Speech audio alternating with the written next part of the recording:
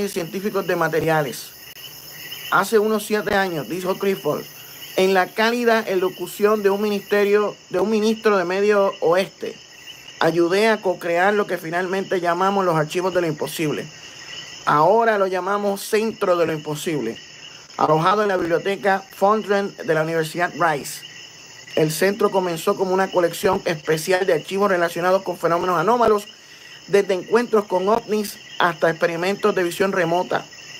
Cripple concibió el archivo por primera vez en el 2014. Hoy se ha convertido en un centro de investigación interdisciplinario que apoya la investigación seria de eventos que desafían la comprensión científica convencional.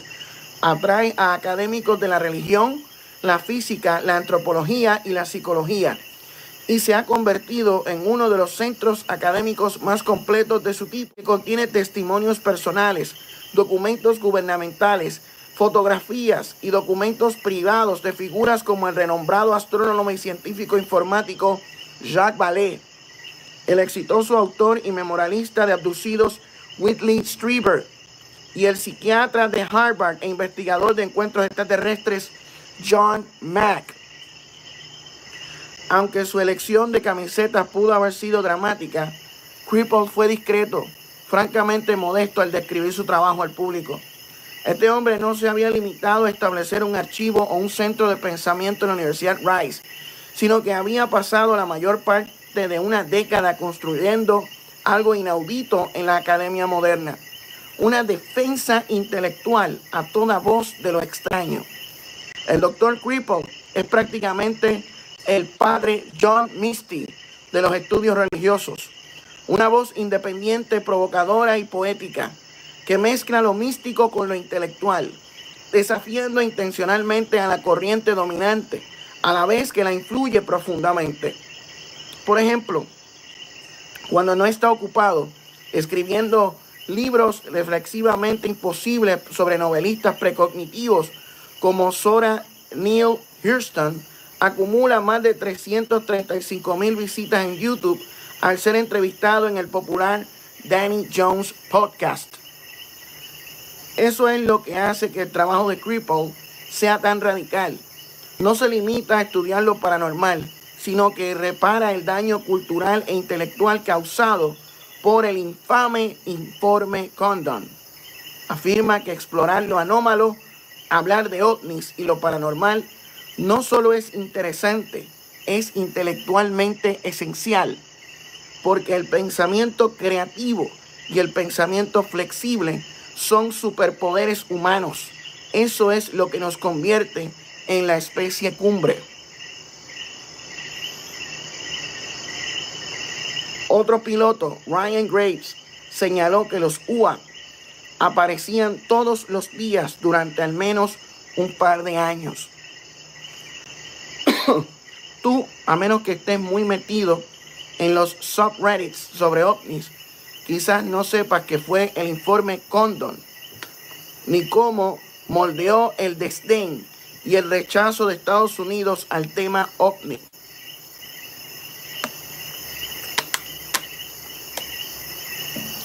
En 1966, la Fuerza Aérea de Estados Unidos encargó a la Universidad de Colorado, bajo el liderazgo del físico Edward Condon, que investigara si los ovnis merecían un estudio científico.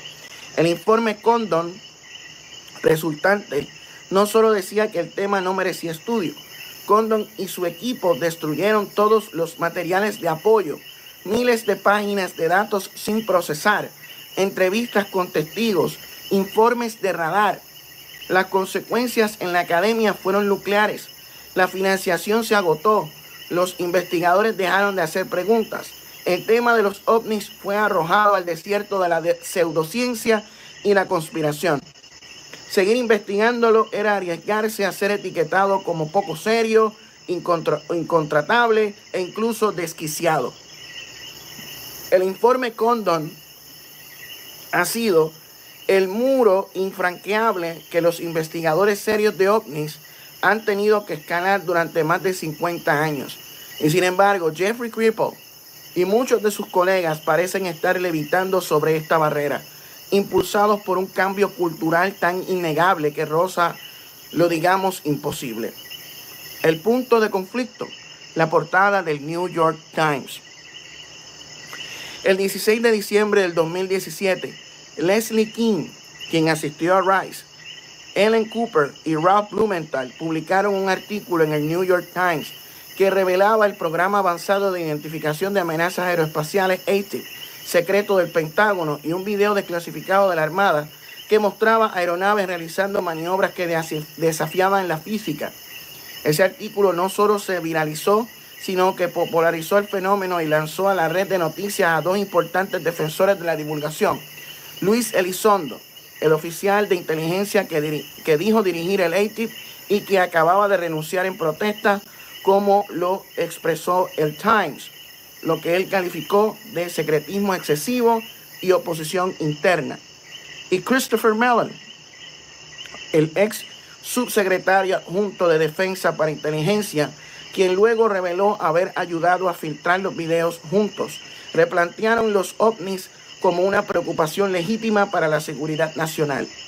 Luego llegó 60 Minutes, ese famoso programa de CBS, en mayo del 2021, donde el comandante David Fravor y el teniente comandante Alex Dietrich hicieron pública su experiencia en 2004 con el Tic Tac, una nave lisa, blanca y sin alas capaz de descender de la estratosfera al nivel del mar en un instante. Otro piloto, Ryan Graves, señaló que los UAP habían estado apareciendo todos los días durante al menos un par de años. En julio del 2023, Chuck Schumer presentó la ley de divulgación de UAP que exigía la desclasificación completa y el control federal de cualquier tecnología o vida no humana recuperada. Incluso definió la inteligencia no humana en términos legales. Ese mismo mes, el Congreso se puso serio. Fravor, Graves y el denunciante David Grush testificaron bajo juramento en una audiencia para abordar las implicaciones de los UAP para la seguridad nacional, la seguridad pública y la transparencia gubernamental. Grush, un condecorado oficial de inteligencia, afirmó que Estados Unidos había recuperado UAP accidentados y productos biológicos no humanos. En noviembre del 2024, otra audiencia de la Cámara de Representantes titulada Exponiendo la Verdad atrajo la atención bipartidista.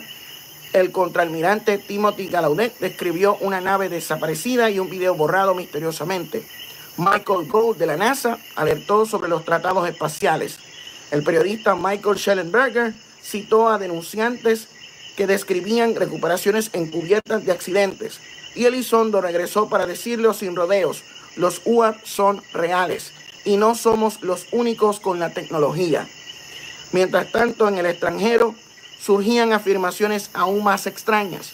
Haim Eshed, exdirector del Programa de Seguridad Espacial de Israel, declaró en un periódico israelí en el 2020 que ya se había establecido contacto con una federación galáctica. Paul Hellyer, ex ministro de Defensa de Canadá, llevaba años afirmando que ya existían múltiples especies alienígenas, algunas de las cuales caminaban entre nosotros. Antes, si creías en los ovnis, estabas loco. Ahora, si no, estás medio loco. Todo esto nos lleva de vuelta a la conferencia 2025 en Rice, donde los estigmas del informe Condon se habían desvanecido, como un icy bajo el sol de Texas. Esto se debe a que la evidencia ya no era anecdótica, era militar, estaba documentada bajo juramento. Y como me bromeó un asistente de la conferencia, un psicólogo de Washington, D.C., mientras tomaba un topo chico, antes creías en los ovnis y estabas loco. Ahora estás un poco loco si no lo crees. Otro asistente, Stephanie, programadora informática de Houston, lo expresó mejor. Me metí en esto durante la pandemia a través de todos los podcasts y demás. Ahora sigo a toda esta gente como si fueran, ya sabes, celebridades. A mí me pasa igual. Dije que es raro ver a Whitley Strieber y a Leslie King paseando por ahí. Leslie y Whitley estaban aquí. Literalmente los acabo de ver, dijo. Esta conferencia estuvo llena de famosos ovni como King Strieber. De hecho, empezó con un doble golpe. Primero, Jeffrey Kripal dio la bienvenida al escenario a su coorganizadora y también a la estrella de ovnis, la doctora Diana Walsh Pasolka, autora de American Cosmic UFOs, Religion and Technology. Su libro narra su transformación de erudita religiosa escéptica a alguien que replantea seriamente la naturaleza de la realidad tras visitar supuestos lugares de accidentes de ovnis con el doctor Gary Nolan de Stanford y un misterioso contratista del gobierno al que simplemente llama Tyler. Pasulka argumenta que los ovnis no son nuevos, solo tienen un nombre nuevo. Mucho antes de que existieran acrónimos como UAP u oficinas en el Pentágono, la gente presenciaba cosas extrañas en el cielo y les daba nombres acordes con la época. ¿Qué fue la rueda de fuego de Ezequiel sino un encuentro temprano? ¿Qué es una aparición mariana sino un contacto cercano de tipo católico? El fenómeno siempre ha estado con nosotros. Simplemente cambia de forma con nuestro idioma, nuestros miedos y nuestra fe. A Pasolka le siguió el propio Nolan, quien además de realizar viajes ovni con Tyler, compagina la investigación inmunológica de primer nivel en Stanford con la dirección de la Fundación Sol, un centro de estudios especializados en UAP, y a continuación llegó el contraalmirante retirado Timothy Gallaudet, quien testificó en la audiencia del Congreso del 2024 y ofreció una charla convincente sobre el fenómeno anómalo que ha rastreado bajo el agua. Los UAP no provienen necesariamente del espacio exterior, sino quizás del interior de nuestros océanos. Y hay más. Dice, la cronología no era sensacional. Eso la hizo alarmante.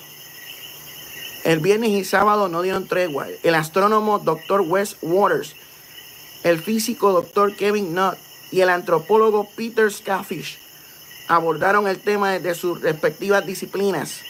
Hubo paneles sobre ética, ontología, videntes remotos, búhos y narrativas de experiencia, moderados por académicas como Kimberly Engels y Karen Austin, quien supervisa el análisis basado en inteligencia artificial de los archivos de John Mack y Whitley Strieber. Si al final de esta charla no estabas replanteando tu lugar en el universo, o no estabas prestando atención, o te habías quedado dormido como yo. Necesito agua.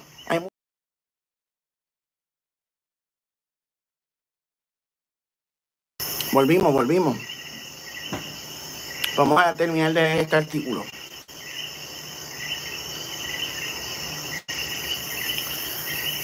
Dice, irónicamente, el momento más revelador de la conferencia para mí no provino de una conferencia magistral dramática ni del testimonio de un abducido.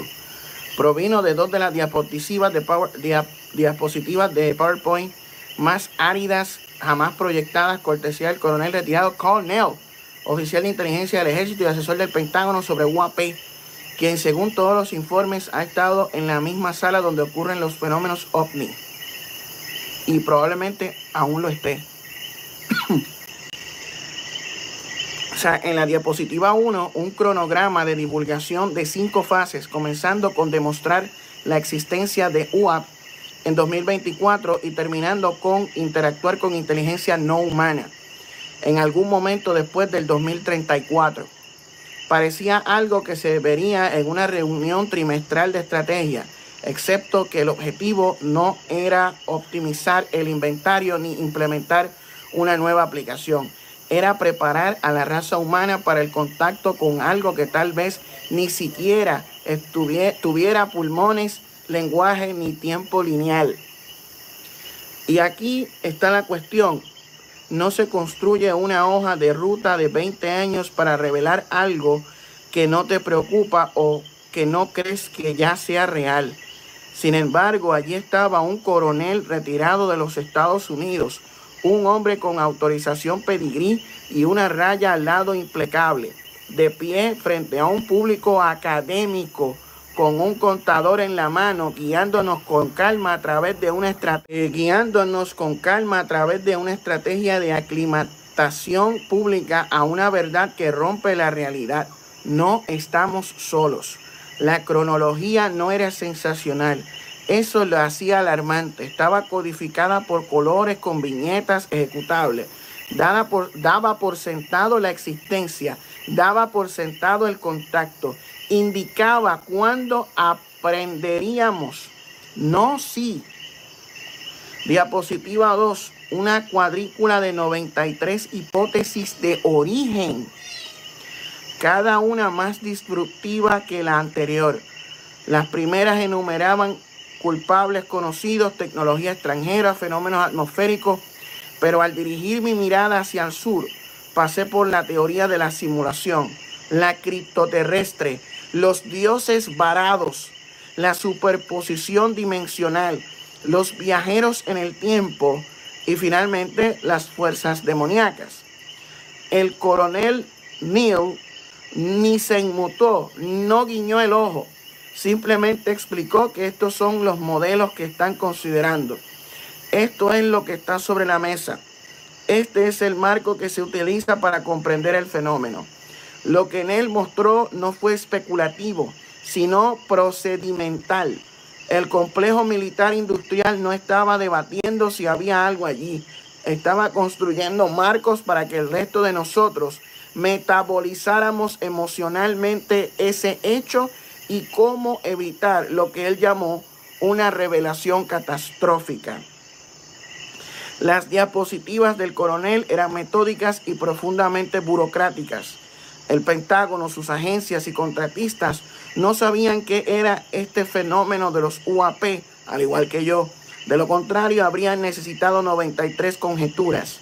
Así, para mí, la pregunta más urgente no es qué está circulando por ahí, sino cuál de esas 93 hipótesis quiere interferir con nuestros silos de misiles nucleares. Porque ese escenario no es teórico, está documentado. Exoficiales han relatado el momento exacto en que un objeto brillante supuestamente sobrevoló la base aérea Malmstrom y derribó 10 misiles balísticos intercontinentales. Ese evento reflejó incidentes reportados en la antigua Unión Soviética, solo que allí supuestamente se activaron las ojivas nucleares. El ovni y lo imposible no son solo temas interesantes, sino preguntas esenciales, cruciales para comprender el lugar de la humanidad en el universo y quizás para la supervivencia misma. Sin embargo, durante décadas, el informe Condon contribuyó a relegar estas investigaciones a un segundo plano, desterrándolas de la consideración académica y gubernamental seria. Eso es hasta ahora.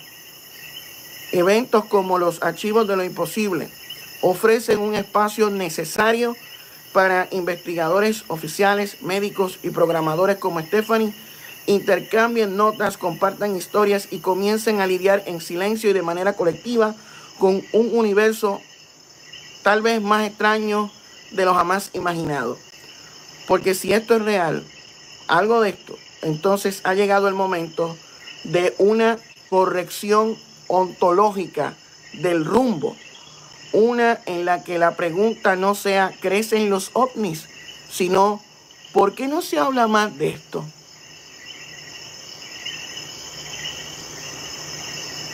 Interesantísimo artículo